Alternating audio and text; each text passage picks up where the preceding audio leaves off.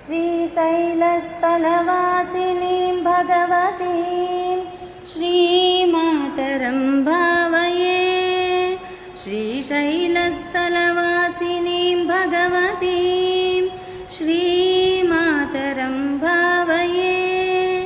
चाञ्चल्यारुणलोचनाञ्चितकृपां चन्द्रार्कचूडामणिं चारुस्मेरमुखां चराचरजगत्संरक्षिणीं तत्पदां चञ्चच्चम्पकनासिकाग्रविलसन्मुक्तामणिरञ्जितां श्रीशैलस्थलवासिनीं भगवतीं श्रीमातरं भावये।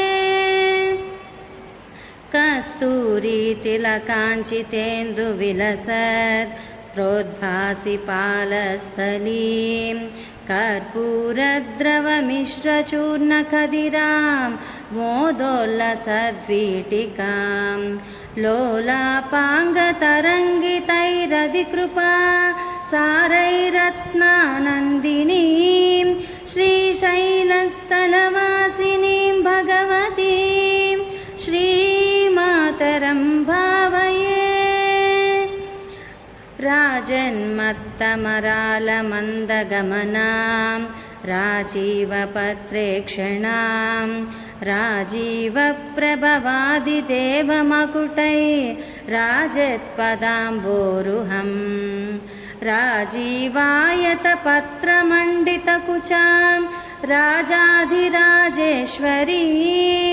श्रीशैलस्थलवासिनीं भगवतीं श्रीमातरं भावये।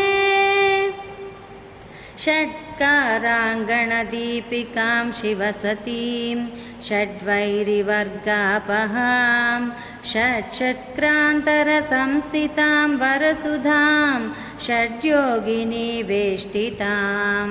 षट्षट्क्राञ्चितपादुकाञ्चितपदां षड्भावगां षोडशीं श्रीशैलस्थलवासिनीं भगवतीं श्रीमातरं भावये। श्रीनादादृतपालितत्रिभुवनां श्रीचक्रसञ्चारिणीं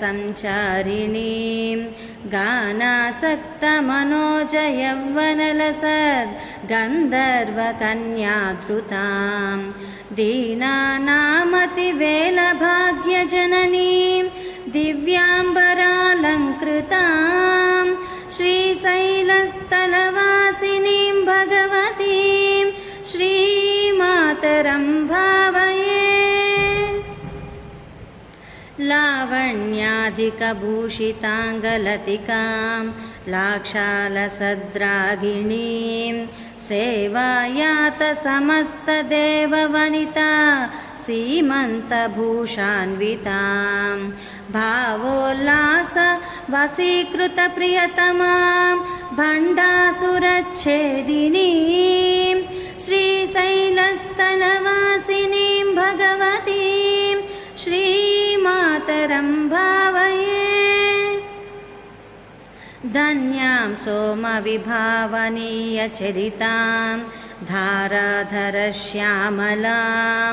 मुन्याराधनमोदिनीं सुमनसां मुक्तिप्रदानव्रतां कन्यापूजनसुप्रसन्नहृदयां काञ्चीलसन्मध्यमां श्रीशैलस्थलवासिनीं भगवतीं श्रीमातरं भावये। कर्पूरागरुकुङ्कुमाङ्कितकुचां कर्पूरवर्णस्थितां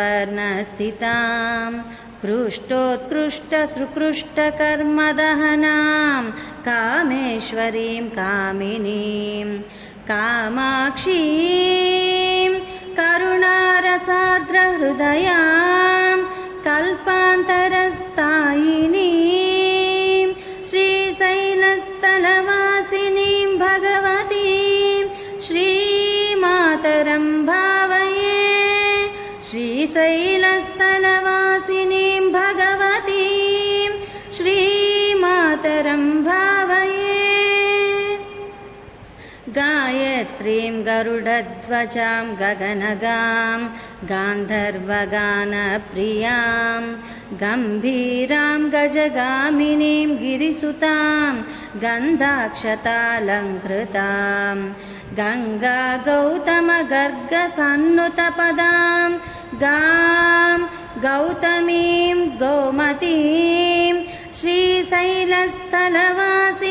भगवतीं श्रीमातरं भावये श्रीशैलस्थलवासिनीं भगवतीं श्रीमातरं भावये श्रीशैलस्थलवासिनीं